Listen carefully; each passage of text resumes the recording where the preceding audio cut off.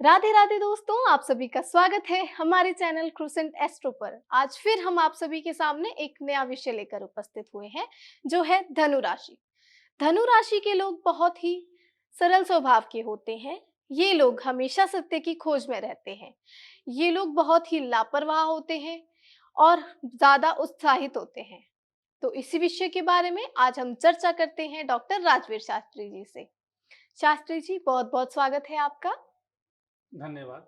शास्त्री जी, मेरा पहला प्रश्न आपसे है कि धनु राशि वालों का व्यवहार कैसा होता है और इनकी क्या विशेषताएं होती है, स्वभाव कैसा होता है इनका? जी, देखिए, किसी भी जातक का यदि हमने व्यवहार देखना है तो वो बाल्यकाल से शुरू हो जाता है। यदि मैं इनके नाम अक्षर की बात करूं तो इन जातकों के नाम य, यो, भा, भी, भू, धा, फा, डा, भे, इन अक्षरों के ऊपर इनके नाम रखे जाते हैं। अर्थात दूसरा भाव, इन व्यक्तियों का जो व्यवहार होता है ये दूसरे व्यक्ति को आकर्षित बनाते हैं, अर्थात दूसरे व्यक्ति को अपनी तरफ खींचते हैं। परंतु खींचते तो हैं, लेकिन इनके स्वभाव के कारण ही इनके संबंध बिगड़ भी जाते हैं। स्वभाव इनको विशेषकर ध्यान रखना पड़ेगा कि इनके द्वारा लेन देन का जो इनका व्यवहार है उसमें किस प्रकार का उतार चढ़ाव है, किसी से लिया तो किस समय में दिया, कितनी अवधि के लिया, इन बातों का इनको ध्यान रखना जरूर है। इसलिए इनका व्यवहार में किसी प्रकार का कोई हीन भावना न आए, अर्थात सामाजिक कोई द्वेष ना हो इनसे। तो इसलिए इनको अपने लेन देन के व्यवहार को अच्छा रखना चाहिए।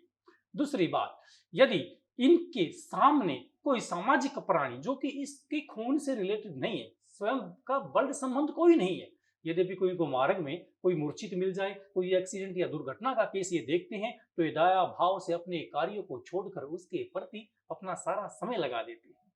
अर्थात इनके मन के अंदर एक ऐसा विनोदीय भाव है जो करुणामय है, अर्थात अपने व्यवहार से पर पुरुष का कल्याण ही करना चाहते हैं, उसके लिए चाहे इनके स्वयं के कितने ही समय का नुकसान हो जाए। इसलिए ये व्यवहार में अपने अपने मार्ग पथ पर हमेशा उत्तम पद को ही प्राप्त करते हैं।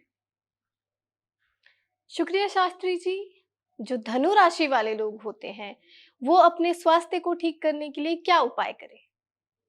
यदि धनु राशि के व्यक्ति को लगता है कि मुझे मेरे स्वास्थ्य में किसी प्रकार की समस्या उत्पन्न हो रही है, वो समस्या किस प्रकार से, कहते हैं अंग भिन्न, कहते किसी न किसी अंग से भिन्नता उत्पन्न हो जाना, इन व्यक्तियों को विशेष ध्यान रखना पड़ेगा अपनी रीढ़ की हड्डी का, जिसे हम कहते हैं समेरु। ये पूरे सिस्टम को जोड़ के रखती है। इन व्यक्तियों को ज्यादातर हड्डी संबंधित प्रॉब्लम में हो सकती है, अर्थात किसी हड्डी का छोटा या बड़ा हो जाना या टूट जाना या फिर से उसका ठीक न होना, इस प्रकार की समस्याओं का इन लोगों को सामना करता है। कई बार इनके पैसे जो ज्यादा इनका खर्च होता है, अर्जित भी बहुत करते हैं, पर जब ये खर्च करते हैं तो इनका पैसा डॉक्टर के पास चला जाता है। इसलिए इन व्यक्तियों को स्वास्थ्य का विशेष ध्यान रखना चाहिए, प्रातःकाल व्यायाम क्रिया करनी चाहिए, लेकिन मन के अंदर बजरंग बली का उच्चारण करना चाहिए, श्री हनुमते नमः, श्री हनुमते नमः। अंजना नंदन का इस प्रकार से ध्यान करते हुए प्रातः भ्रमण करना चाहिए। डायबिटीज संबंधित भी रोग इनको जल्दी पकड़ लेते हैं, इसलिए इन्हें विशेष कर ध्यान रखते हुए बजरंग बली की आराधना करनी चाहिए, प्रार्थना करनी चाहिए, मंगलमय स्तुति करनी चाहिए। ऐसा करने से इनकी स्वास्थ्य संबंधित इसकी समस्याएं भी दूर होंगी और इनका स्वास्थ्य ठीक होगा। जिस व्यक्ति का स्वास्थ्य ठीक है उसका मन ठीक है, जिसका मन ठीक है उसका कार्य ठीक है, जिसका कार्य ठीक है उसके लिए जगत ठीक ही ठीक है। जी शास्त्री जी, आपने हमारे दर्शकों को उनके स्वास्थ्य के लिए बहुत अच्छे से उपाय बताए हैं। अब आप हमें बताइए कि इनके पारिवारिक जीवन के लिए इन्हें क्या करना चाहिए? अगर इनके पारिवारिक जीवन में मुसीबतें आती हैं, उनको दूर करने के लिए इन्हें क्या करना चाहिए?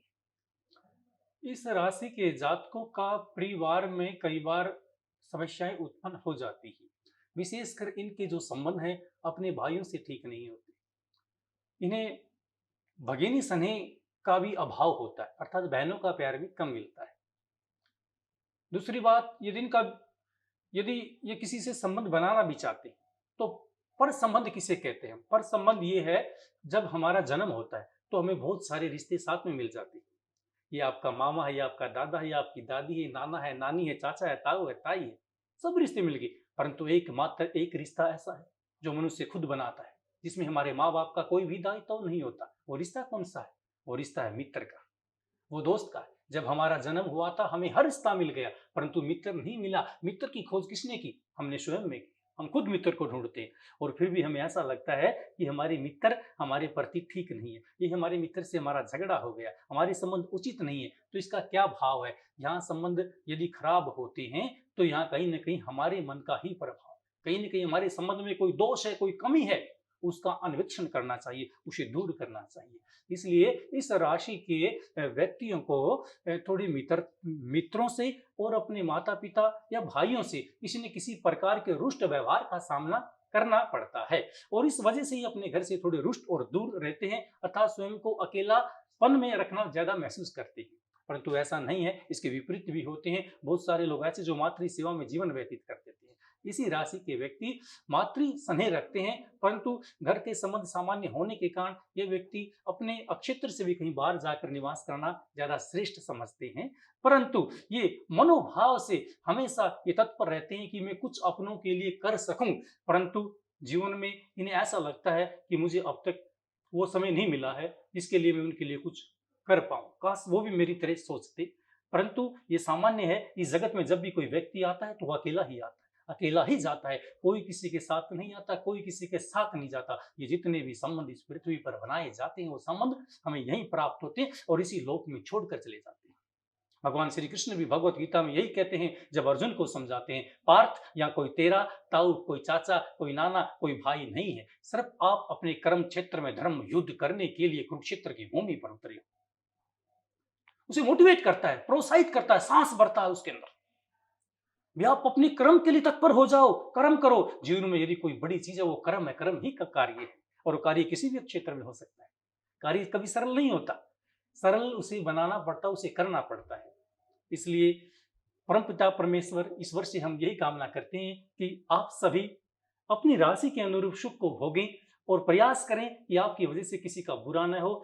समय अनुसार आपको ईश्वर का स्नेह इतना प्राप्त होगा, इतना प्राप्त होगा कि आपको एहसास लगेगा कि कुछ रिश्ते जो तुमसे खो गए हैं आज वो तुम्हें ही खोज रहे हैं, अर्थात उन्हें तुम्हारा इंतजार है। शुक्रिया पंडित जी, आपने हमारे दर्शकों को अभी बताया कि धनु राशि वालों के परिवार के साथ कैसे संबंध होते हैं।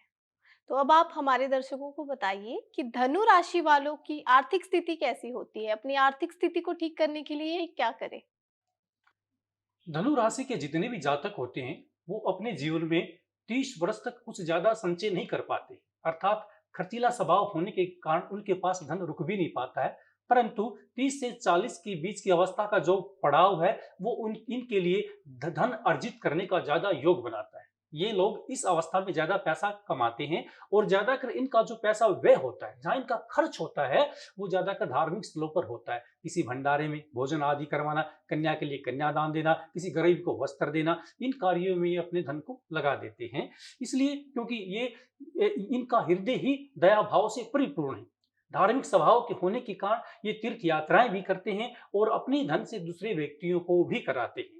अर्थात ये कभी भी ये नहीं कह सकते कि धन के अभाव में मर जाते, ये ज्यादा धन की लालसा नहीं रखते हैं, धन के पीछे नहीं दौड़ते हैं, परंतु ज्ञान आध्यात्मिक भाव होने के कारण ये अपने ज्ञान की देवी शारदा की तरफ ही ज्यादा ध्यान रखते हैं।